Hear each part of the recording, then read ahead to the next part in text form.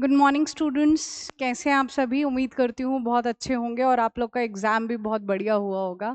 ठीक है, काफ़ी इजी भी था, लेकिन फर्स्ट और फोर्थ शिफ्ट काफ़ी मुश्किल भी था।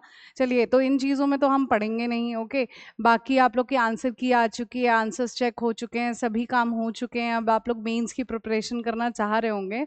ठीक है, तो आप लोगों का बहुत बहुत स्वागत मैं करती हूँ आपके अपने चैनल पे, दैट इज़ कंप्यूटर वाली मैम। और यहाँ पर हम लोग बहुत जल्द, एक दो दिन में ही, शायद कल से ही हम लोग स्टार्ट करने वाले हैं मेंस की क्लासेस। ओके, और आपको किसी ऐप पर जाने की ज़रूरत नहीं है, कोई पैसा खर्च करने की ज़रूरत नहीं है। आप लोगों को, क्योंकि काफ़ी स्टूडेंट का क्वेरी था कि मैम आपका जो बैच लेना है उसके लिए कहाँ पर आना पड़ेगा, कौन से ऐप से परचेज़ करना पड़ेगा। कहीं से कुछ परचेज़ नहीं करना, सभी वीडियोस आपको ऑनलाइन यूट्यूब पे मेरे चैनल पे मिल जाएंगी फ्री ऑफ कॉस्ट। ठीक है ना? तो कोई ऐप नहीं है, कोई चार्जेस नहीं है, नथिंग, जस्ट पढ़िए आप। ओके, चलिए, तो मैं आज बात करने वाली हूँ, थोड़ा सा डिलेड है सोल्यूशन मेरा, लेकिन विद एक्सप्लेनेशन है। ठीक है, सिर्फ आंसर थोड़ी टिक लगाने थे हमने कि इस क्वेश्चन का ये आंसर है और हमने चेक करने थे, क्या पता आगे भी ये क्वेश्चन आ जाएं। तो इसीलिए हम लोगों की इनकी एक्सप्लेनेशन भी बहुत ज़रूरी है। चलिए, तो फिर बात कर लेते हैं 26 और 27 दोनों शिफ्ट के क्वेश्चंस के बारे में विद एक्सप्लेनेशन। ओके, तो ये लीजिए आपका पहला क्वेश्चन। अगर आप लोग को आंसर्स पता है, अब तक तो आंसर्स पता भी होंगे, सभी को आंसर की आ ही चुकी है, तो फटाफट से आंसर कर देंगे, सिंपल। चलिए, तो MIME होता क्या है? तो पहले तो फुल फॉर्म की बात करते हैं। तो MIME की फुल फॉर्म है, MIME की फुल फॉर्म है मल्टीपर्पस इंटरनेट मेल एक्सटेंशन। ठीक है, ये तो फुल फॉर्म हो गई जो आपको बी ऑप्शन में दिख रही है, मल्टीपर्पज इंटरनेट मेल एक्सटेंशन। अब ये करता क्या है, ये भी तो समझना जरूरी है। ऑप्शन तो हमने टिक लगा लिया भाई, ये रहा इसका आंसर, काम काम पूरा नहीं हो जाता, इस पर एक्सप्लेनेशन भी जरूरी है। MIME एक बहुत इंपॉर्टेंट टर्म है इंटरनेट की टर्म्स में। क्या कर रहा है ये? एक्सटेंशन तो कर रहा है, लेकिन कैसे? देखिए, जब मैं कैपिटल ए कंप्यूटर को इनपुट करवाती हूँ तो कंप्यूटर को समझ में नहीं आ रहा है आपने क्या इनपुट करवाया। क्यों नहीं समझ में आ रहा है? क्योंकि कंप्यूटर की भाषा अलग, हमारी भाषा अलग। ये बात हम सभी को पता है। और कंप्यूटर की भाषा क्या है? 01 कंप्यूटर की भाषा है, यानी मशीन लैंग्वेज कंप्यूटर की भाषा है। तो उसमें आपको बदलनी पड़ेंगी ना चीज़ें। तो क्या, जब आप यहाँ पर हाई लेवल लैंग्वेज में यानी कैपिटल ए इनपुट करवाते हो, तो क्या वो डायरेक्ट कंप्यूटर की अंडरस्टैंडेबल फॉर्म यानी मशीन लैंग्वेज में बदल जाता है क्या? ये भी एक क्वेश्चन है। तो नहीं बदलता है। बीच में एक वो स्टैंडर्ड में बदलता है जिसे हम कहते हैं एस्काई। जिसे हम क्या कहते हैं? एस्काई। तो बीच में ये एस्काई में बदलता है। एस्काई की फुल फॉर्म पर भी हम लोग बात करेंगे। ठीक है, स्काई की फुल फॉर्म आसान है और आप लोग को पता भी होगी, that is American standard code for information interchange. American standard code for information interchange. अब ऐसा है कि मैं ये एक टर्म लिखूंगी, इंटरचेंज। ठीक है, तो जब मैं नॉन स्काई लिख दूंगी तो आपको पता नहीं होगा स्काई क्या है। इसीलिए मैंने यहाँ पे स्काई आपको समझाया कि जब भी आप कुछ इनपुट करवाते हैं तो सबसे पहले वो स्काई एक स्टैंडर्ड है उसमें बदलता है। अब ये स्काई क्यों ज़रूरी है? ताकि सब लोग अपनी मनमानी ना करें कि भाई जब मेरे पास कोई फाइल आएगी उसमें ABCD लिखा होगा तो मैं उसको अपनी मन मुताबिक किसी 01 के फॉर्मेट में बदल दूंगी, और फाइल को अगर मैं कहीं और भेजूंगी तो वो अपने मन मुताबिक बदल लेगा। तो यानी अगर पूरे वर्ल्ड में फाइल इधर से उधर भेजती हूँ तो सब अपने मन मुताबिक कंप्यूटर की अंडरस्टैंडेबल फॉर्म 01 में बदल रहे हैं, तो दिक्कत आ जाएगी। फाइल एक जगह से दूसरी जगह पहुंचेगी तो कुछ और ही बन जाएगी ना। तो इसीलिए हम लोगों ने एक स्टैंडर्ड एस्टैब्लिश किया, दैट इज स्काई, कि जब भी मैं कंप्यूटर में कहीं पर भी फाइल भेज रही हूँ तो वो सेम रहेगा। जैसे कैपिटल ए का जो स्काई वैल्यू है वो 65 है, और 65 का बाइनरी होता है 1, 5 बार 0 1। तो हर जगह में, पूरे वर्ल्ड में, जब भी कैपिटल ए कहीं सेंड होगा तो वो इसी बाइनरी फॉर्मेट में बदला जाएगा।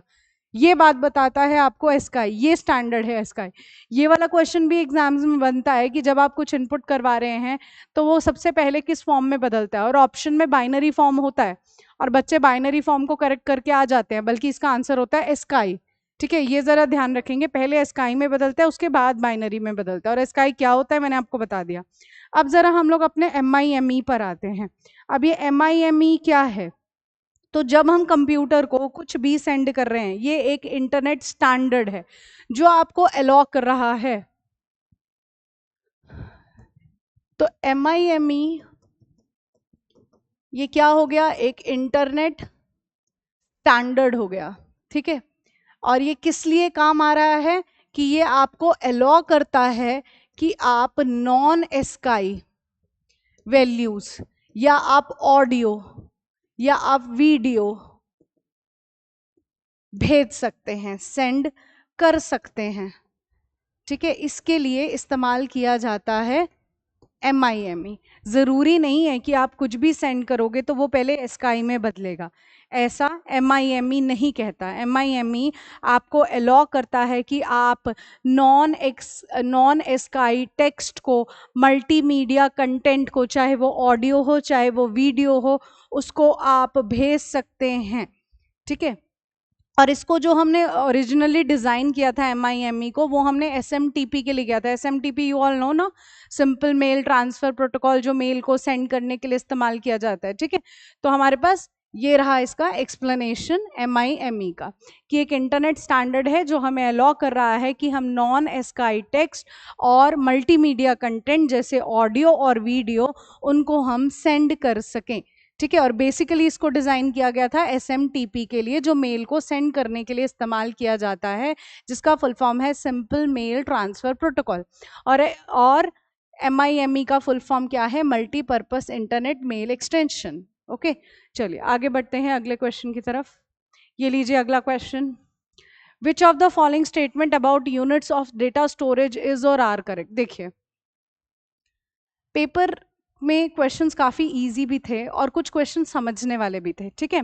और मैं सोल्यूशन वैसे लाना नहीं चाहती थी, लेकिन सोल्यूशन मुझे लाना पड़ा बिकॉज ऑफ कुछ स्टूडेंट्स जिन्होंने ऐसा कहा कि मैंने कुछ वीडियोस ऐसी कवर अप की जिसके अंदर मैंने टोटली एडवांस करवाया। एडवांस इसीलिए करवाया क्योंकि एडवांस कोई करवा नहीं रहा था, ठीक है। और वो क्वेश्चन कुछ इधर उधर के तो थे नहीं, वो क्वेश्चन HSSC ने पूछे हुए थे। और बाय चांस अब ऐसा हो गया कि क्वेश्चन काफ़ी आसान आ गए। अब रैम का फुल फॉर्म वो पूछ लें, इनपुट डिवाइस पूछ लें, तो ये सब हमको आता है, लेकिन एडवांस कहाँ से पढ़ोगे? अब तो ज़रूरत है एडवांस की आप लोगों को, ठीक है ना। एडवांस तो पढ़ना ही है अब हम लोगों ने, लेकिन यहाँ पर भी तो कॉन्सेप्ट क्लियर करने हैं। तो एक स्टूडेंट का कमेंट था कि मैम ने एडवांस पढ़ा दिया और हमारा ये टॉपिक आया नहीं। बिल्कुल आया, मैं आप लोगों को ये विद प्रूफ दिखाऊंगी कि एक एक क्वेश्चन मेरे चैनल पर कवर्ड था, ठीक है। चाहे वो आसान था चाहे वो मुश्किल था, लेकिन अगर आप सारी वीडियोस ना देखो तो मैं कुछ नहीं कर सकती ना, ठीक है। तो मैंने आसान भी कराया था और मुश्किल भी करवाया था, सारे लेवल्स करवाए थे मैंने, ठीक है। चलिए, तो सिर्फ इसीलिए मैं आप लोगों को विद प्रूफ सोल्यूशन प्रोवाइड कर रही हूँ, नहीं तो मुझे नीड नहीं था। चलिए क्वेश्चन देखिए, विच of the following statement about unit data storage is correct? Memory unit का क्वेश्चन सभी शिफ्ट में था, सभी शिफ्ट में। और ये रही वीडियो, एक वीडियो है 32 मिनट्स की, ठीक है, मेरे ही चैनल पे पड़ी है। और ये शायद दूसरी या तीसरी वीडियो है जो मैंने अपने चैनल स्टार्ट करने पर अपलोड करी थी, लेकिन आप लोगों ने ध्यान नहीं दिया। चैनल पे वीडियोस ज़्यादा नहीं थी, लेकिन आप लोग को चेकआउट करना चाहिए था। और इस वीडियो से हर शिफ्ट का एक क्वेश्चन जो मेमोरी यूनिट पर था वो कवर था। ओके, चलिए बात कर लेते हैं ज़रा। ये लीजिए क्वेश्चन, ये है ना, पहली स्टेटमेंट समझते हैं। पहली स्टेटमेंट क्या बोल रहा है कि 1 gigabyte, 1 gigabyte, 1 GB smaller than 1 terabyte. देखिए, तो यूनिट का सीक्वेंस कैसा होता है? पहले KB आती है, फिर MB आती है, फिर GB आती है, फिर TB आती है, फिर PB आती है, ठीक है। इतनी ही बात कर लेते हैं अभी फिलहाल। तो पहली स्टेटमेंट देखिए, क्या गीगाबिट GB स्मॉलर है 1 टेराबाइट से? तो बिल्कुल स्मॉलर है। GB के बाद TB आता है ना, तो यानी ये स्टेटमेंट हो जाती है ट्रू। ओके, हमें ऑप्शंस नहीं कट करने हैं, हमें ये स्टेटमेंट समझनी है, उसके बाद हम ऑप्शंस पर आएंगे। ऐसा नहीं है कि अच्छा ये ऑप्शन नहीं हो गया, ये कट कर दिया, ये काम हमें नहीं करना है। हमें ये स्टेटमेंट्स पढ़नी है, ये समझनी है, फिर हम ऑप्शंस पर आएंगे। ओके, तो हमें ये ऑप्शंस कट करने वाला काम नहीं करना है। ओके, चलिए अब अगला क्वेश्चन क्या है? 1 kilobyte is equal to 1024 bits. तो 1 KB कितने के बराबर होता है जी? 1024 बाइट्स के बराबर होता है, ना कि बिट्स के बराबर होता है, ठीक है। तो यानी ये स्टेटमेंट तो फॉल्स हो गई। अब अगली स्टेटमेंट, इस स्टेटमेंट में स्टूडेंट्स को थोड़ी सी दिक्कत हुई, समझते हैं। लेकिन मेरे चैनल पे जाओगे, मेमोरी यूनिट मैंने आपको वीडियो शो की है, आराम से क्लियर करते। ओके देखिए, 1 मेगाबिट इज 1/8 ऑफ 1 मेगाबाइट। कैसे, देखो मैं ये बात समझाती हूँ स्टूडेंट्स को कि आपने 1 निबल, इस कॉन्सेप्ट से समझिएगा, 1 निबल इक्वल टू 4 बिट्स के बराबर है, ठीक है। 1 निबल 4 बिट्स के बराबर है। जब उसको आपने बाइट्स में बदलना है तो वो कितने के बराबर होगा? एक क्वेश्चन और दे रही हूं मैं यहां पर, ओके। अब इस क्वेश्चन पे दोबारा आते हैं। इसमें क्या दे रखा है? 1 megabyte, 1 megabit equal to 1/8 of 1 megabyte. ये क्वेश्चन दे रखा है ना आपका, ठीक है, ये क्वेश्चन दे रखा है, ठीक है। तो मुझे ये बात पता है कि 1 बाइट इक्वल टू 8 बिट्स के बराबर होता है, ये बात मुझे पता है, ठीक है। और क्वेश्चन में क्या दे दिया कि 1 मेगाबिट, कंफ्यूज होना नहीं था, बहुत आसान था। 1 मेगाबिट 1/8 ऑफ 1 मेगाबाइट है, ये क्या मेगा बाइट कह रहा है, ठीक है। तो मेगा मेगा अगर आप कट कर देते हो तो जरा देखो, क्या 1 बिट 1/8 ऑफ बाइट है? तो बिल्कुल है, ये स्टेटमेंट हमें पता है ना, यही तो हमें पता है कि 1 बाइट जो होती है वो 8 बिट्स के बराबर होती है, ठीक है। तो क्वेश्चन क्या दिया? 1 मेगाबिट 1/8 ऑफ मेगाबाइट है, तो मैंने मेगा मेगा कट कर दिया, ठीक है, मेगा मेगा मैंने कट कर दिया। अब क्या रहा? क्या 1 बिट 1/8 ऑफ 1 बाइट है? तो स्टेटमेंट ट्रू है, स्टेटमेंट ट्रू है ना। इसको इधर ले आए तो क्या हुआ? वो 1/8 के बराबर ही तो हो गया, ठीक है। तो यानी ये स्टेटमेंट ट्रू, ये स्टेटमेंट ट्रू और ये वाली स्टेटमेंट फॉल्स। कैसे है मैंने एक्सप्लेन कर दी। अब देखो, ये वाली बात समझ रहे हैं जरा हम लोग। 1 निबल 4 बिट्स के बराबर है, जब उसे बाइट्स में बदलोगे तो वो कितने के बराबर होने वाला है? जिनको आंसर पता है फटाफट से कमेंट कर देंगे। 1 निबल 4 बिट्स के बराबर है, तो बाइट्स में कितने के बराबर होगा? हमें पता है कि 1 बाइट 8 बिट्स के बराबर है, तो हम इसे 4/8 कर देंगे, जो हाफ बाइट्स या 0.5 बाइट्स के बराबर हो जाएगा, ठीक है। ये मेरी वीडियोस में भी आपको एक्सप्लेनेशन मिलेगी। तो ये कुछ मुश्किल नहीं था, बहुत आसान था क्वेश्चन, लेकिन अगर हमारे कॉन्सेप्ट क्लियर थे तो हम कर सकते थे, ठीक है। कॉन्सेप्ट क्लियरेंस इसीलिए मैं बार बार बात करती हूँ। चलिए आगे बात करते हैं। ये देखिए, सेम क्वेश्चन यहाँ पर मैंने ये बताया हुआ है, a unit equivalent approximately 1000 bytes, जो आपकी सेकेंड पॉइंट था वो वाला। उसके बाद ये KB MB GB, ये अरेंज करने वाला सेम क्वेश्चन आया हुआ है, 4th शिफ्ट में था आई थिंक क्वेश्चन। तो ये वाले वीडियो से आपके क्वेश्चंस कवर थे, मेमोरी यूनिट वाले। अब आइए अगला क्वेश्चन देखते हैं। इनमें से कौन सी स्टेटमेंट इनकरेक्ट है, ये भी समझते हैं। तो मैंने वैलिड और इनवैलिड ईमेल आईडी के बारे में भी बात करी थी, ठीक है। चलिए, पहली स्टेटमेंट क्या है? एक email address must contain @ symbol, सही है। क्वेश्चन तो मुश्किल नहीं था, बहुत आसान था, बहुत आसान था, और आप लोगों ने कर भी लिया होगा, जानती हूं मैं। आगे देखिए, an email address is case sensitive, क्या कह रहा है वो? क्या ईमेल एड्रेस केस सेंसिटिव होता है कि आपको सब कुछ छोटे अक्षरों में लिखना होता है? ऐसा तो कुछ नहीं होता, आप बड़े अक्षरों में भी लिख लेते हैं, ठीक है। तो केस सेंसिटिव तो नहीं होता है, तो इसीलिए ये बात गलत हो गई। अब इन्होंने ये बात कहा ना कि अगर आप ऐसे जॉन लिखते हो, मतलब जे कैपिटल है, अब जे स्मॉल कर दिया, क्या ये दोनों बातें अलग ले लेगा? नहीं लेगा अलग, दोनों बातों को ये सेम ही कंसिडर करता है। अगला क्या है? There can be only 1 recipient in the 2 field of an email. ये क्वेश्चन मैंने बताया था आप लोगों को, और शायद मैराथन क्लास में भी डिस्कस हुआ था, ठीक है। तो क्वेश्चन क्या है? क्या आप 2 के अंदर कितने लोगों को मैक्सिमम मेल भेज सकते हैं? क्वेश्चन मैंने ये पूछा था आप लोगों से, बात तो वही है। तो 2 के अंदर सिर्फ एक को मेल नहीं भेजी जाती, मैक्सिमम 500 लोगों को हम मेल भेज सकते हैं, वो भी फ्री ऑफ कॉस्ट। लेकिन 501 जो मेल भेजोगे वो पेड होने वाली है। 500 तक जो मेल भेज रहे हो that is free of cost. तो 2 के अंदर हम लोग 500 लोगों की मेल आईडीज लिख सकते हैं, तो इसीलिए ये स्टेटमेंट हो जाती है फॉल्स। ओके, चलिए आगे बात करते हैं।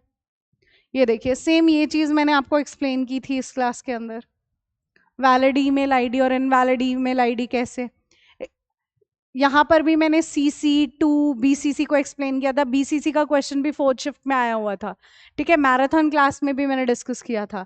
चलिए ये देखिए अगला क्वेश्चन कंडीशनल फॉर्मेटिंग का है, ये मैं समझा देती हूँ, और ये भी कंडीशनल फॉर्मेटिंग का, लेकिन क्वेश्चन का वे वॉज डिफरेंट। जरूरी नहीं था कि सिमिलर यही क्वेश्चन आया हुआ था, लेकिन क्वेश्चन का वे कुछ अलग था, जिसका आंसर कंडीशनल फॉर्मेटिंग का था। I have explain this as well. चलिए क्वेश्चन क्या है समझते हैं। Which feature in Excel allows you to set rules for how cells are formatted based on their values.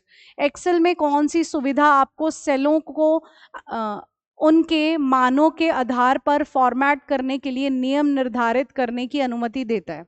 इसका आंसर तो कंडीशनल फॉर्मेटिंग है। अब ये होता क्या है, देखो सबसे पहले फॉर्मेटिंग टर्म समझते हैं।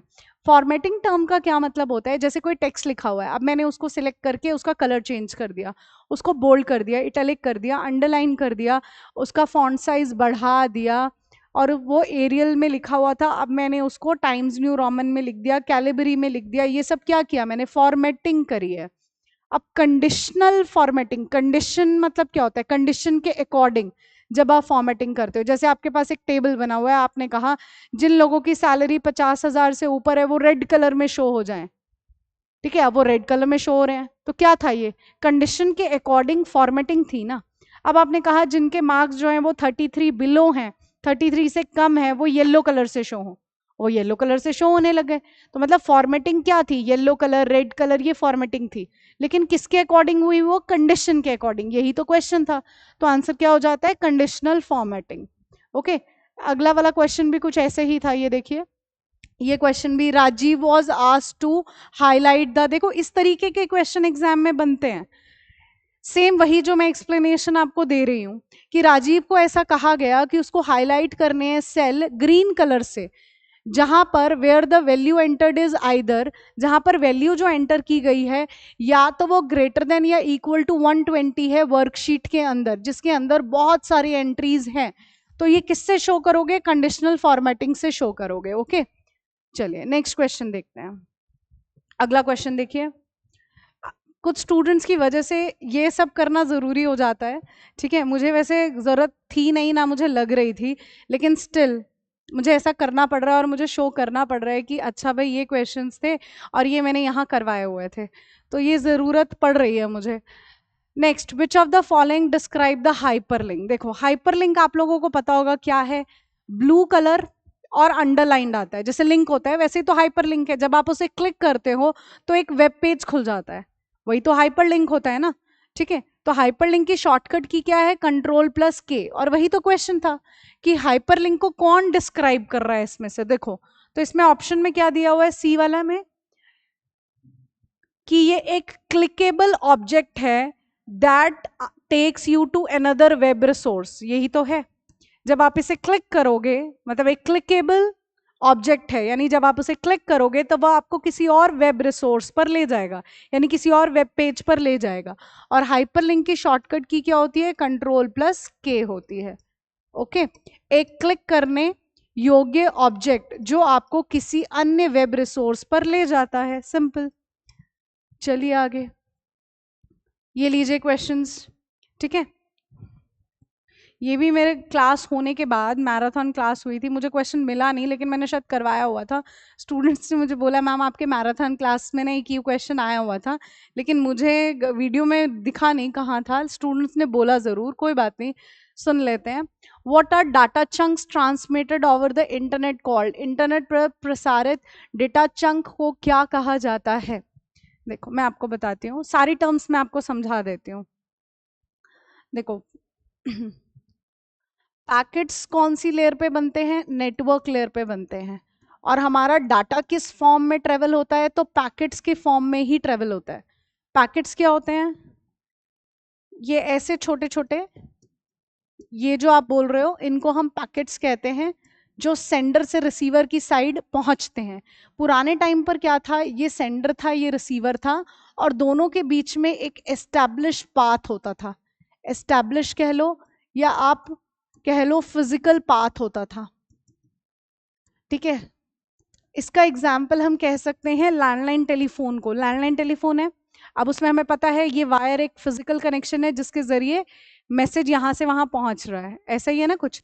लेकिन अब क्या है कि हमारा जो फाइल है वो डेटा पैकेट्स की फॉर्म में एक जगह से दूसरी जगह जाता है, और यहाँ से यहाँ जाने के लिए बहुत सारे रास्ते अवेलेबल होते हैं। जैसे मैं व्हाट्सएप पे किसी को मैसेज भेज रही हूँ तो मुझे पता है कि मैं सेंडर हूँ, जिसको मैसेज भेज रही हूँ वो रिसीवर है, लेकिन मुझे रास्ता नहीं पता है कि कौन से रास्ते से मैसेज जा रहा है। ये चीजें टीसीपी आईपी मॉडल लेकर आया था, ठीक है। और ये पुराने टाइम पर था हमारे पास जब हम लैंडलाइन टेलीफोन इस्तेमाल करते थे। ओके, अब आते हैं यहाँ पर बात करते हैं फ्रेम्स क्या होते हैं। फ्रेम्स जो होते हैं वो डाटा लिंक लेयर पर बनते हैं। अब फ्रेम्स क्या है देखो, सबसे पहले क्या है, आपकी एक बहुत बड़ी फाइल है। ओएसआई मॉडल में पूरा एक्सप्लेन किया है मैंने, ओएसआई मॉडल की वीडियो जरा चेक करिएगा, ठीक है, ओएसआई मॉडल की वीडियो चेक करिएगा। तो आपका डाटा है, कोई बहुत बड़ी फाइल है, हम उसको छोटे छोटे टुकड़ों में डिवाइड कर देते हैं। ये मैंने आपको बताया था कि हमारे पास 200 पेजेस की एक फाइल है, ठीक है, उसको हमने टुकड़ों में बांट दिया। टुकड़ों में क्यों बांटा, क्योंकि हम अगर इकट्ठे 200 पेजेस भेज देते हैं तो कोई गुम हो गए तो प्रॉब्लम हो जाएगी, क्योंकि इकट्ठे भेजे हैं। तो हम उनको सेगमेंट्स में डिवाइड करते हैं।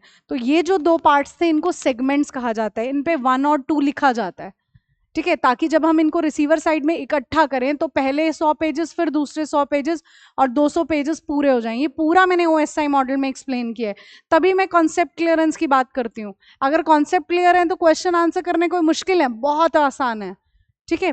तो ये जो थे इन्हें हम क्या कह रहे हैं, सेगमेंट्स कह रहे हैं। उसके बाद आप इन पे लगाते हो फ्रेम्स, डाटा लिंक लेयर पे। फ्रेम्स यानी जैसे आपके पास एनवलप्स हैं, उस पर सील लगी होती है ना, वो सील को ही तो हम फ्रेम्स कहते हैं, कि अगर किसी ने उसको ओपन करने की ट्राई की तो हमें पता लग जाएगा कि भाई ये तो ओपन है, ये तो खुली हुई चीज है। वही सेम चीज है यहाँ पे फ्रेम्स। ओके, सेगमेंट्स आपको मैंने बता दिया, और बाइट्स भी आप लोग को पता है कि 1 बाइट इक्वल टू 8 बिट्स के बराबर है। ओके, चलिए आगे चलते हैं। नेक्स्ट क्वेश्चन देखिए, बहुत ही आसान क्वेश्चन। क्वेश्चन क्या कह रहा है देखो, what does the computer do with the input received. जो इनपुट हमें रिसीव होता है उसके साथ क्या किया जाता है, तो उसके साथ हम लोग क्या करते हैं, उसको हम प्रोसेस करते हैं और फिर उसका आउटपुट निकालते हैं, सिंपल। तो क्या करते हैं हम, क्या जो हमें इनपुट मिली है क्या आप उसको डिलीट कर देते हो, नहीं भाई। तो हम क्या करते हैं, it processes the input, process करते हैं इनपुट को। और कौन इनपुट को प्रोसेस करता है, तो प्रोसेस इनपुट को करने वाला होता है सीपीयू। उसके बाद जनरेट करता है आउटपुट, यही तो काम था। इसके लिए ये क्वेश्चन मेरी, जब मैं कंप्यूटर पढ़ाना शुरू करती हूँ ना तो मेरी फर्स्ट क्लास होती है, उसमें ये चीज कवर हो जाती है। मैं आपको बताती हूँ क्या, तो मैं आपको ये बताती हूँ कि फंक्शन ऑफ कंप्यूटर क्या होते हैं, कंप्यूटर के सिद्धांत क्या होते हैं, फंक्शन ऑफ कंप्यूटर क्या होते हैं। कई बार एग्जाम में क्वेश्चन आ जाता है, काफी आसान है ये, लेकिन इसको एक अलग तरीके, तुम लोग बोलो यूजीसी नेट में भी क्वेश्चन आया हुआ था, ये आईसीटी सब्जेक्ट हो जाता है, लेकिन इसमें इसको अलग टर्म से पूछा हुआ था, 2025 में क्वेश्चन आया हुआ था। क्वेश्चन चाहे आसान है और मेरी पहली क्लास का क्वेश्चन है, लेकिन क्वेश्चन आया हुआ है। ओके, देखिए क्या है फंक्शन ऑफ कंप्यूटर, कैसे काम करता है कंप्यूटर। सबसे पहले आप कंप्यूटर को इनपुट देते हो, इनपुट किसके जरिए दी जाती है, इनपुट डिवाइसेस के जरिए दी जाती है। उसके बाद वो उसको क्या करता है, प्रोसेस करता है। और प्रोसेस कौन करता है, सीपीयू प्रोसेस करता है। तो प्रोसेस करने के बाद हमें क्या मिलता है, आउटपुट मिलता है। आउटपुट कौन प्रोवाइड करता है, आउटपुट डिवाइस प्रोवाइड करते हैं। उसके बाद हम फाइल को स्टोर कर लेते हैं, तो अगला काम क्या बन जाता है, स्टोरेज। और यही तो आपके फंक्शन ऑफ कंप्यूटर हैं, जिनको हम शॉर्ट फॉर्म में आईपीओएस कहते हैं। लो भाई, क्वेश्चन यही तो था आपका, ठीक है। आगे चलें जरा हम लोग, ये लीजिए, विच of the following is not a storage device. Again very easy question, इनमें से कौन सा स्टोरेज डिवाइस नहीं है। तो भाई सीडी क्या स्टोरेज डिवाइस है, हाँ बिल्कुल है, कॉम्पैक्ट डिस्क एक स्टोरेज डिवाइस है। सॉलिड स्टेट ड्राइव यानी एसएसडी बिल्कुल है। मेमोरी कार्ड भी है जिसको हम एसडी कार्ड भी कह देते हैं, ठीक है। मॉनिटर नहीं है, क्योंकि मॉनिटर तो एक आउटपुट डिवाइस है। चलिए आगे बात करते हैं, ये लीजिए अगला question, which of the following are the primary components of a computer system. तो एक कंप्यूटर सिस्टम बनता कैसे है, तो कंप्यूटर सिस्टम 3 चीजों को मिलाकर बनता है। कंप्यूटर एक कंप्लीट सिस्टम कैसे बनता है, तो 3 चीजों को मिलाकर बनता है। जब आपके पास हार्डवेयर होते हैं, जब आपके पास सॉफ्टवेयर होते हैं, और जब इन दोनों को इस्तेमाल करने वाले यूजर्स भी प्रेजेंट होते हैं, तब जाकर कंप्यूटर एक कंप्लीट सिस्टम बनता है। ठीक है, हार्डवेयर में कौन आता है? कंप्यूटर के वो फिजिकल कंपोनेंट जिनको आप टच और फील कर सकते हैं, आप सभी को ये पता होगा, जैसे सीपीयू हो गया, माउस हो गया, कीबोर्ड हो गया, मॉनिटर हो गया, ये सब। सॉफ्टवेयर क्या होते हैं? सॉफ्टवेयर है कलेक्शन ऑफ प्रोग्राम्स होते हैं सॉफ्टवेयर, जैसे विंडोज़ हैं, एमएस ऑफिस है, एडोब रीडर है, व्हाट्सएप है, ब्राउज़र्स हैं, एंटीवायरस हैं, ये सब सॉफ्टवेयर में आते हैं। और यूज़र कौन है? हम लोग। जब तक ये तीनों चीज़ें प्रेजेंट नहीं है, तब तक कंप्यूटर एक कंप्लीट सिस्टम नहीं है। अब अपने क्वेश्चन पर आते हैं हम लोग ज़रा। तो पहले में क्या दे रखा है देखिए, तो हमें क्या चाहिए? सीपीयू चाहिए होगा आपको, मेमोरी चाहिए होगी, इनपुट आउटपुट डिवाइसेस चाहिए होंगे और स्टोरेज डिवाइस चाहिए होगी। ठीक है, तो इससे बन जाएगा क्या? आपका एक कंप्लीट कंप्यूटर का सिस्टम कंप्लीट हो जाएगा। ठीक है, चलिए आगे बात करते हैं। देखिए, क्लाउड स्टोरेज प्राइमरी कंपोनेंट नहीं है, उसके बाद इंटरनेट भी प्राइमरी कंपोनेंट नहीं है, इसीलिए ये गलत थे। ओके, आगे बात करते हैं। अगला क्वेश्चन देखिए, विच component was build eight Cambridge university इन 1946?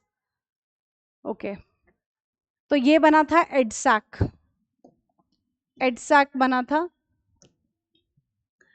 तो हमारे पास इनियाक, ENIAC, एडवैक, EDVAC, एडसैक और यूनिवैक, ये आपके पहली जनरेशन के कंप्यूटर्स हैं। ये सब के सब आपके पहली जनरेशन के कंप्यूटर हैं। ठीक है, इनियाक आपका पहला इलेक्ट्रॉनिक कंप्यूटर है।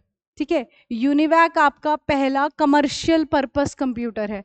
इनकी फुल फॉर्म्स भी इंपॉर्टेंट रहती हैं। पिछले कुछ एग्जाम्स में HSSC ने इनियाक का फाउंडर पूछा था, और अब क्वेश्चन कुछ इस तरीके का आ गया। ठीक है, इनियाक का फुल फॉर्म क्या है? Electronic numerical integrator and computer, electronic discrete variable automatic computer, electronic delay storage automatic calculator, universal automatic computer. ठीक है, ये इनकी कुछ फुल फॉर्म्स हैं। आगे बात कर लेते हैं। ओके, ये मैंने इस वीडियो में एक्सप्लेन किया हुआ था क्वेश्चन, ये देखिए। तो क्वेश्चन तो सारे हैं ही, चाहे आप इजी बोलो चाहे मुश्किल बोलो। देखो अगेन क्वेश्चन आ गया मेमोरी यूनिट का। ठीक है, अगेन ये देखिए, सेम वीडियो में से है, ये सब एक्सप्लेन्ड है। चलिए बात कर लेते हैं। विच of the following is not correctly matched? कौन सा करेक्टली मैच्ड नहीं है? तो सेम वही यूनिट क्या रहती हैं? KB, MB, GB, TB, PB, EB, ZB, YB, यही यूनिट होती हैं। Kilobyte, megabyte, gigabyte, terabyte, petabyte, exabyte, zettabyte, yottabyte. ठीक है, और 1 किलोबाइट कितने के बराबर होता है? 1024 बाइट्स के बराबर होता है। ओके, तो पहला ऑप्शन क्या दे रखे हैं देखें जरा, क्या 1 GB 1024 MB के बराबर है? तो 1 MB, 1 GB ना, 1 GB 1024 MB के बराबर है, सही बात हो गई। क्या 1 TB 1024 GB के बराबर होता है? सही टर्म है। अब योटाबाइट पूछा था, 1 YB तो 1024 ZB यानी जीटा बाइट के बराबर होता है, तो ये स्टेटमेंट गलत हो गई। 1 EB ये रहा, 1 EB 1024 पेटाबाइट के बराबर होता है, तो ये वाला स्टेटमेंट सही था, सिर्फ C वाला गलत था। मैंने वहां पर आपको बताया भी था कि इन सभी यूनिट्स को आप टिप्स पर, फिंगर्स पर याद रख लेंगे, KB, MB, GB, TB, PB, EB, ZB, YB, ताकि क्वेश्चन करने आसान हो जाएंगे। इजी से लेकर मुश्किल सभी क्वेश्चन उस एक वीडियो में कवर्ड थे। ठीक है, चलिए आगे बात कर लेते हैं। नेक्स्ट क्वेश्चन देखें, ये भी क्वेश्चन मैंने आप लोगों को कवर अप करवाया था। यहाँ पर क्वेश्चन चाहे अलग था, लेकिन ट्रैक, सेक्टर्स, फॉर्मेटिंग सब एक्सप्लेन किया था यहाँ पे। डिस्क फ्रेगमेंटेशन, डिस्क डीफ्रेगमेंटेशन सब एक्सप्लेन था इस क्लास में। ओके, तो क्वेश्चन यहाँ पर ये था, देखिए क्वेश्चन क्या था। The concentric circles on the platter of hard disk are known as. तो यहाँ मैंने आपको बताया था कि हार्ड डिस्क आपको कैसी दिखती है, तो हार्ड डिस्क कुछ ऐसी होती है। ये ऐसी आपकी हार्ड डिस्क है, ये जो दो प्लेट्स हैं इसी को तो मैकेनिकल प्लैटर कहते हैं, क्योंकि यहाँ पर प्लैटर एक टर्म यूज हुई ना, तो इसी को मैकेनिकल प्लैटर कहते हैं। ठीक है, अब प्लैटर हमें टर्म समझ में आ गई। उसके बाद ये जो प्लेट्स हैं इनके अंदर ये जो कॉन्सेंट्रिक सर्कल्स बने होते हैं इन्हीं को तो हम ट्रैक्स कहते हैं। तो क्वेश्चन का आंसर फिलहाल ट्रैक्स आ जाता है। ओके, सेक्टर्स क्या होता है, उसके बाद आप इनको छोटे छोटे इस तरीके से पोर्शंस में डिवाइड करते हो, तो ये जो पोर्शन होता है इसको हम सेक्टर कहते हैं। और हार्ड डिस्क में ये जो प्रोसेस है जिसे हम सेक्टर और ट्रैक्स में डिवाइड कर रहे हैं, इस प्रोसेस को फॉर्मेटिंग कहा जाता है। ओके, चलिए आगे बात कर लेते हैं। यहाँ पर आपको ये मिल जाएंगी चीज़ें, इस क्लास में आप लोग चेकआउट कर लीजिएगा। आगे बात करते हैं। देखो अगेन क्वेश्चन, ये देखिए नंबर कन्वर्जन की पहली वीडियो है, नंबर कन्वर्जन 01 क्लास, उसमें ये पहली टर्म है, पहला पॉइंट ही एक्सप्लेन मैंने यही किया था। क्वेश्चन आसान था लेकिन हम इजी से डिफिकल्ट लेवल पर चले थे। ओके, चलिए क्वेश्चन क्या है, which number system uses only digit 0 and 1, that is binary. Okay, that is binary. Binary के अंदर बाइनरी का बेस 2 होता है और इसके अंदर दो ही नंबर होते हैं, एक 0 और एक 1 बस। ऑक्टल के अंदर टोटल 8 नंबर होते हैं और इसकी रेंज 0 से लेकर 7 होती है। हेक्सा मतलब 6, डेसिमल मतलब 10, तो इसमें टोटल 16 नंबर है। लेकिन 0 to 9 तो नंबर होते हैं, उनको ऐसे ही डिनोट करते हैं, लेकिन 10 to 15 को हम अल्फाबेट में डिनोट करते हैं, यानी A to F। इस बात का ये मतलब है कि अगर आपका 10 रिजल्ट आएगा तो आपने 10 नहीं लिखना होता, A लिखना होता है। 11 मतलब B, ऐसे ही अप टू 15 आप इनको अल्फाबेट में चेंज कर देते हैं, और ये सब नंबर कन्वर्जन में एक्सप्लेन्ड है। ओके, और डेसिमल के अंदर टोटल 10 नंबर होते हैं और इसकी रेंज 0 से लेकर 9 तक होती है। चलिए आगे बात करते हैं। इस वीडियो में आपको मिल जाएगा, 2 वीडियोस हैं नंबर कन्वर्जन की जो आपको कवर अप करनी है आगे के क्लासेस के लिए भी। ठीक है, एक क्लास 1 है और एक क्लास 2 है। चलिए आगे बात करते हैं। ये लीजिए, which type of language was used in second generation. Second generation में कौन सी भाषा का इस्तेमाल हुआ, तो वो असेंबली लैंग्वेज थी। पहली जनरेशन में हम लोगों ने मशीन लैंग्वेज का इस्तेमाल किया था, यानी 01 का इस्तेमाल किया था। सेकेंड जनरेशन में असेंबली लैंग्वेज, और असेंबली लैंग्वेज में निमोनिक कोड्स का इस्तेमाल होता था। जैसे अगर आपको ऐड करना है तो आप ADD लिखते थे, मूव करना है तो MOV, एग्जिट करना है तो EXT। इस तरीके के कोड्स को निमोनिक कोड्स कहा जाता था, और ये कोड्स आप लोग इस्तेमाल करते थे सेकेंड जनरेशन में। थर्ड जनरेशन में हाई लेवल लैंग्वेज आ गई थी, लेकिन कबोल और फॉर्ट्रान जैसी थी। कबोल को आप बिजनेस में यूज़ करते हो, फॉर्ट्रान को आप रिसर्च वर्क के लिए, घरों में नहीं आए थे। घरों में चौथी जनरेशन में कंप्यूटर आए थे, जब हाई लेवल लैंग्वेज C और C++ आई थी। ठीक है, चलिए आगे बात कर लेते हैं। देखिए रोम का फुल फॉर्म है, काफ़ी आसान है, कुछ एक्सप्लेन करने की ज़रूरत नहीं है। ROM is read only memory. Okay, चलिए, which of the following is example of input device. Again easy question, ये भी आप लोग को पता होगा, इन सब की एक्सप्लेनेशन का कोई मतलब बनता नहीं है, लेकिन हम पढ़ेंगे ज़रूर। इनपुट डिवाइस, आउटपुट डिवाइस पढ़ाऊंगी ज़रूर। तो इनमें से कौन सा इनपुट डिवाइस है, तो कीबोर्ड इनपुट डिवाइस है ना, बाकी तीनों printer, speaker, monitor output device होते हैं। चलिए अगला क्वेश्चन देखिए। स्टेटमेंट के क्वेश्चन आते नहीं थे HSSC में, लेकिन अब आने लगे। लेकिन मेरी वीडियोस में आप स्पेशली देखोगे कि मैंने स्टेटमेंट वाले क्वेश्चंस कवर करवाए। ये क्वेश्चन रहा, सेम क्वेश्चन मैंने करवाया हुआ है। ठीक है, अलग अलग वीडियोस में अलग अलग तरीके से। ठीक है, रैम रोम ये सब एक्सप्लेनेशन मैंने दी हुई है, देखो अलग अलग तरीके से मैंने करवाया हुआ है। यही वॉलेटाइल टर्म पर ही ये क्वेश्चन है। ठीक है, तो अलग अलग तरीकों से अलग अलग वीडियोज में ये एक्सप्लेनेशंस दी गई हैं। चलिए बात करते हैं, क्वेश्चन क्या कह रहा है समझते हैं। स्टेटमेंट 1 क्या दे रखा है, तो रैंडम एक्सेस मेमोरी यानी जो आपकी रैम है, रैंडम एक्सेस मेमोरी यानी जो रैम है, इज वॉलेटाइल। वॉलेटाइल का क्या मतलब होता है, वॉलेटाइल का मतलब होता है data is erased on elasticity of. ये आप सभी को पता भी होगा, और आंसर्स तो चेकआउट कर चुके हैं आप लोग, लेकिन आंसर्स चेकआउट करें आपने, एक्सप्लेनेशन नहीं लिया आप लोगों ने। ओके, बात ये है। तो वॉलेटाइल का मतलब होता है जैसे हमने कुछ काम किया और बिजली चली गई तो वो डाटा इरेज हो जाएगा, उड़ जाएगा, उस नेचर को वॉलेटाइल कहते हैं। और रैम वॉलेटाइल मेमोरी है, रोम नॉन वॉलेटाइल मेमोरी है। रैम टेम्पररी मेमोरी है, रोम परमानेंट मेमोरी है। ओके, तो यहाँ पर क्या कहा है आगे, as long as the power is supplied to the computer it retains the data in it, but as soon as, जब तक पावर अप्लाइड है तब तक वो ऑन है और डाटा वैसा ही रहेगा। जैसे ही इलेक्ट्रिसिटी ऑफ हो जाती है डाटा उड़ जाता है। यही तो ये सब कह रहा है, मतलब वॉलेटाइल को ही उसने एक्सप्लेन किया, इतना लंबा चौड़ा उसने वॉलेटाइल की एक्सप्लेनेशन दी है। उसके बाद उसने क्या कहा, तो ये स्टेटमेंट तो ट्रू है कि जो रैम होती है वो वॉलेटाइल होती है। आगे, रैंडम एक्सेस मेमोरी, रैम जो होती है वो usually refer to as main memory, बिल्कुल सही। रैम और रोम दोनों मेन मेमोरी यानी प्राइमरी मेमोरी के ही पार्ट है, तो ये बात तो सही है। And is faster than the secondary memory, बिल्कुल सही है।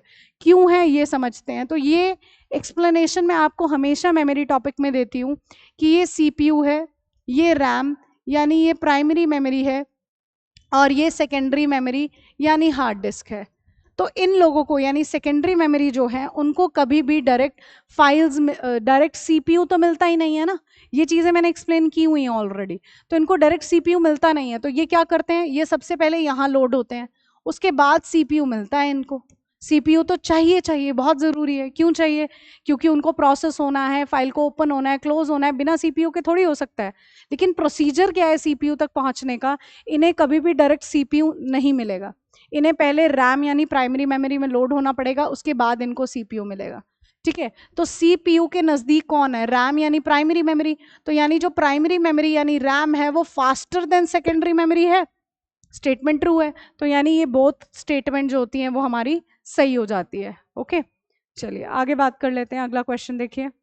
तो ये यहाँ पर मैंने थोड़ा बहुत ही मेमोरी एक्सप्लेन किया है, लेकिन ये क्वेश्चंस आप लोग के कवर हैं।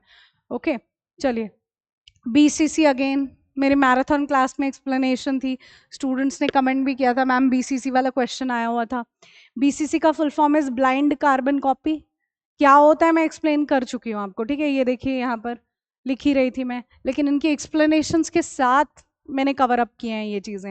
ये तो बहुत आसान क्वेश्चन होता है कि बीसीसी का सीसी का फुल फॉर्म पूछ लिया जाए, लेकिन उनकी आगे एक्सप्लेनेशन तो हमें चाहिए होती है ना। ठीक है, आगे चलिए, ये लीजिए क्वेश्चन,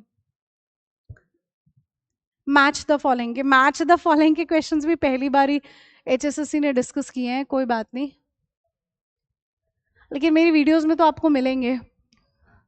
चलिए पहले बात करते हैं, यहाँ पर दे रखा है टेप ड्राइव क्या होती है। टेप ड्राइव यानी magnetic tape. Magnetic tape, magnetic tape क्या होता है, ये सब सेकेंडरी स्टोरेज डिवाइस के ही नाम है।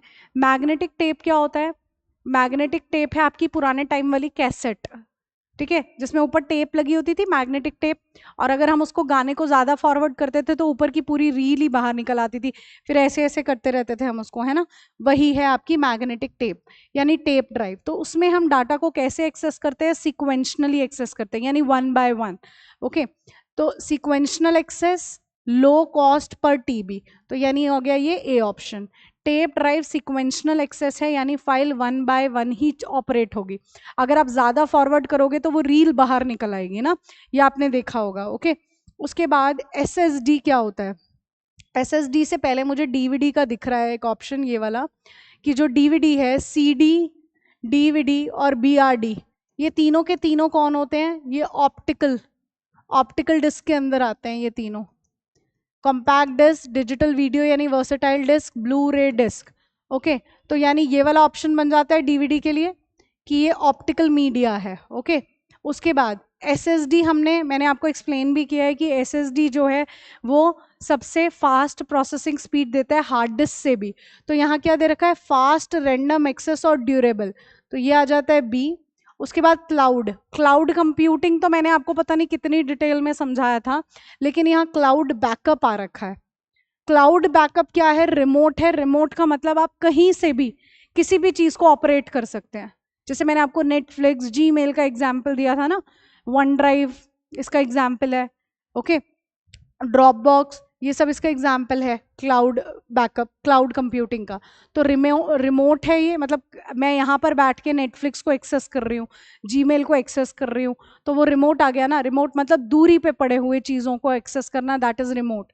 इंटरनेट बेस्ड स्टोरेज है, क्लाउड भी एक इंटरनेट बेस्ड स्टोरेज है। तो ऑप्शन क्या आ जाता है यहाँ पर? सी। तो ये रहा आपका आंसर। अगला देखिए क्वेश्चन। विंडो 10 प्रो, विंडो 10 हमको पता है विंडोज़ क्या है, विंडोज 7, 8, 10, 11, ये जो विंडोज़ होती हैं ये GUI है, ये हमको पता है ग्राफिकल यूज़र इंटरफेस है। और ये मल्टी यूज़र है, सिंगल यूज़र नहीं यूज़ कर सकता। सिंगल यूज़र तो MS DOS है जो हम पुराने टाइम पर यूज़ करते थे, डिस्क ऑपरेटिंग सिस्टम, जो CUI था यानी कैरेक्टर यूज़र इंटरफेस, जिसमें कोई ग्राफिक्स नहीं था, ऐसा। तो पहला ऑप्शन क्या दे रखा है, window 10 pro is a single user operating system, तो गलत है कि मल्टी यूज़र है, सिंगल यूज़र नहीं है। विंडो सपोर्ट, बिल्कुल, विंडो जो होती है वो ग्राफिकल यूजर इंटरफेस होती हैं, क्योंकि यहाँ पे ग्राफिक्स हैं जो हमें अट्रैक्ट ही तो कर रहे हैं। पहले क्या होता था, पहले टाइम पे CUI था, MS DOS। अगर मुझे C ड्राइव से D ड्राइव में जाना है तो मैं माउस घुमाती हूँ, अगर मैं कोई भी विंडो यानी ग्राफिकल यूजर इंटरफेस यूज कर रही हूँ तो। लेकिन MS DOS में अगर आपको एक ड्राइव से दूसरे ड्राइव में जाना है तो आपको ऐसे कमांड लिखनी पड़ती थी, चेंज ड्राइव ऐसे करके, तो ये काम बड़ा मुश्किल था। और एक ब्लैक स्क्रीन आती थी जिसपे आप व्हाइट कलर से कमांड लिख रहे हो, तो बड़ा मुश्किल काम है और दिखने में भी अच्छा नहीं है। तो हम इसीलिए GUI यानी विंडोज पर शिफ्ट हो गए थे। ओके, तो यानी जो विंडोज होती हैं वो GUI होती हैं। उसके बाद window 10 pro supports remote access, बिल्कुल, दूरी पे पड़े हुए कंप्यूटर्स को हम लोग एक्सेस करते हैं एक जगह पर बैठकर, बिल्कुल करते हैं। तो विंडो अलाउ फाइल कंप्रेशन, तो बिल्कुल। तो विंडोज आपको क्या अलाउ, कोई भी विंडो आप लोग इस्तेमाल कर रहे हैं तो क्या आप फाइल को कंप्रेस कर सकते हैं? बिल्कुल कर सकते हैं। जैसे आपके फोल्डर्स होते हैं ना, फोल्डर है, ये नॉर्मल फोल्डर है, फिर ये वाला एक जिप्ड फोल्डर है जिसपे जिप बनी हुई होती है, तो जिप्ड फोल्डर के अंदर कंप्रेस्ड फाइल ही तो आती है, और विंडोज में हमने ये देखा है, तो इसीलिए ये स्टेटमेंट हो जाती है ट्रू। चलिए अगला क्वेश्चन देखिए, इस बात को हम थोड़ा सा समझेंगे। अच्छा क्वेश्चन पूछा था इन लोगों ने, ठीक है, बहुत अच्छा क्वेश्चन था, लेकिन मेरी एक्सप्लेनेशंस पर चीज़ें कवर हैं हमेशा। अगर मैंने एक टॉपिक उठाया है ना तो उसको मैं सर से लेकर पाँव तक एक्सप्लेन कर देती हूँ। कोई क्वेश्चन आए, चाहे इजी हो, मॉडरेट लेवल हो या डिफिकल्ट हो, सारे क्वेश्चंस कवर होने वाले हैं वहाँ से, ठीक है। तो ये मैंने ऑनलाइन में तो एक्सप्लेनेशन नहीं दी, लेकिन मेरे offline students know, input device में जब मैं OCR एक्सप्लेन करती हूँ तो each and everything is explain. तो ये क्वेश्चन उन लोगों ने तो बड़ी आसानी से कर ही लिया है कवर, और आगे आप लोग भी कवर कर लेंगे मेरे ऑनलाइन स्टूडेंट्स। तो देखिए OCR क्या होता है, OCR एक इनपुट डिवाइस है, ऑप्टिकल कैरेक्टर रीडर, ये इसकी फुल फॉर्म है। यहाँ तक क्वेश्चंस बनते हैं, आगे समझिए। जैसे ये आपको दिख रहा है, ये क्या दिख रहा है इस फोटो में, कि एक बुक है जिसके ऊपर आप एक डिवाइस को इस तरीके से चला रहे हैं।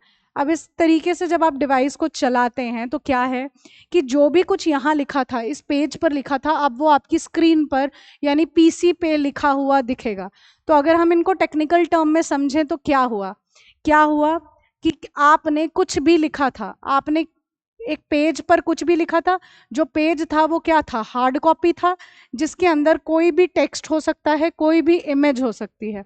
उसके बाद आपने OCR का इस्तेमाल किया, और उसके बाद वो क्या हुआ, आपके कंप्यूटर की स्क्रीन पर वो दिखने लग गया, ठीक है। और कंप्यूटर को क्या बात समझ में आती है, डिजिटल फॉर्मेट यानी 0 1 समझ में आता है। तो अगर मैं आपको ये बात कहूँ, सिंपल लैंग्वेज में आप बात करते हैं, अगर मैं ऐसा कहूँ कि हार्ड कॉपी से सॉफ्ट कॉपी में, हार्ड कॉपी क्या है, page is a hard copy, and soft copy क्या होता है, जो आपके PC में है, दैट इज सॉफ्ट कॉपी। तो हार्ड कॉपी से सॉफ्ट कॉपी में कौन बदलता है, तो आपका फटाफट आंसर आ जाएगा, मैम स्कैनर बदलता है। बिल्कुल बदलता है। हार्ड कॉपी पेज होती है, जब हम उसको स्कैन कर लेते हैं तो मेरे वो PC में दिखने लग जाता है, तो सॉफ्ट कॉपी में बदल गया ना। तो OCR भी काम कैसे करता है, just like scanner. In terms को कैसे भी आप मोल्ड कर लो। अगर मैं आपको कहूँ किसी एक पेज पर कोई टेक्स्ट लिखा था, कोई इमेज थी, ठीक है, तो कौन से डिवाइस के एक लाइट बीम का इस्तेमाल हुआ जिसके जरिए वो कन्वर्ट हो गए बाइनरी फॉर्म में या कंप्यूटर की अंडरस्टैंडेबल फॉर्म में, तो यही तो काम था। मैंने क्या कहा, एक पेज है जिस पर कोई टेक्स्ट लिखा था या कोई इमेज थी, तो मतलब हार्ड कॉपी थी, और उस पर एक लाइट की बीम आई तो लाइट आई। और उसके बाद क्या हुआ, वो कंप्यूटर की अंडरस्टैंडेबल फॉर्म में चेंज हो गया। और मैंने क्या कहा कि एक पेज पर आप इस तरीके से पेन चलाते हो और उसके बाद वो आपकी स्क्रीन पर दिखने लगता है, पीसी की स्क्रीन पर। पीसी की स्क्रीन पर तब चीज आएगी जब बात कंप्यूटर को समझ में आएगी। सिंपल। तो ये था आपका ओसीआर का काम। ओके, अब आइए यहाँ पर इस बात को समझते हैं। तो ओसीआर क्या करता है, किसी भी स्कैन्ड इमेज में से, ये आपकी एक स्कैन्ड इमेज का एग्जांपल ले लेते हैं। जैसे मेरा लोगो नहीं है ना, ओके। तो जैसे किसी भी इंस्टीट्यूशन का कोई लोगो है और उसके ऊपर कोई टेक्स्ट, जैसे आपके स्कूल है, कॉलेज है, तो उसका कोई लोगो होता है, पीछे फोटो और यहाँ पर एक टैगलाइन लिखी है। अब टैगलाइन मुझसे पढ़ी नहीं जा रही, तो मैं क्या करूंगी, ओसीआर का इस्तेमाल करूंगी। तो ये आपकी मान के चलो कोई एक स्कैन्ड इमेज थी।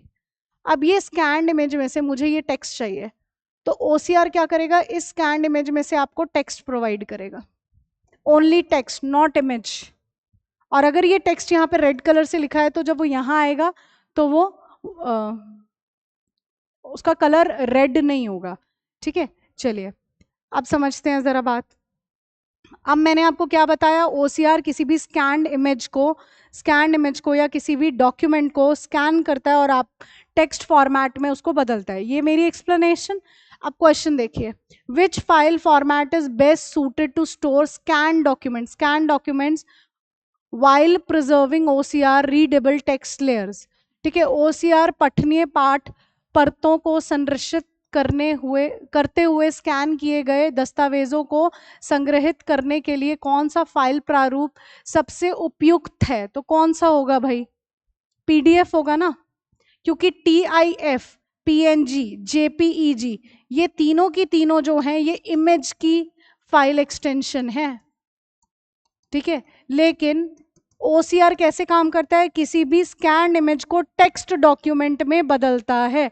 ठीक है, इसीलिए ये वाला जरा याद रखेंगे, convert scan document to PDF.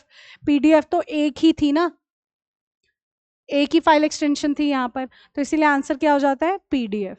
चलिए आगे चलते हैं, अगला क्वेश्चन। अगेन अरेंज करना is the question. Which of the following is correct order, smallest to largest. बार बार एक्सप्लेन कर ही दिया है मैंने, छोटे से बड़ा चलना है। तो मुझे डी ऑप्शन दिख रहा है कुछ करेक्ट। के बी, अच्छा गलत है, एम बी यहाँ आना था, ये तो गलत हो गया। उसके बाद G B, K B, M B, G B आना था, फिर टी बी, तो गलत हो गया। अब देखिए यहाँ पर क्या है, पहले के बी आता फिर एम बी आता, गलत हो गया। अब ये देखो K B, M B, G B, T B, तो ये ऑप्शन सही हो जाता है। ओके ओके, तो ये रहा था आपका solution of 26 and 27 shift with explanation. तो आगे हम लोग कल से क्लासेस शुरू कर रहे हैं मेंस की। ठीक है, और कहीं इधर उधर भटकने की ज़रूरत नहीं है, कोई ऐप नहीं है, नथिंग, सब free of cost on YouTube channel that is computer वाली मैम आपको प्रोवाइडेड है। ठीक है, अगर आपको वीडियोज़ बहुत अच्छी लग रही है और एग्जाम में क्वेश्चंस भी हैं, तो आपको definitely subscribe to my channel and share with others as well. Thank you so much. Thank you.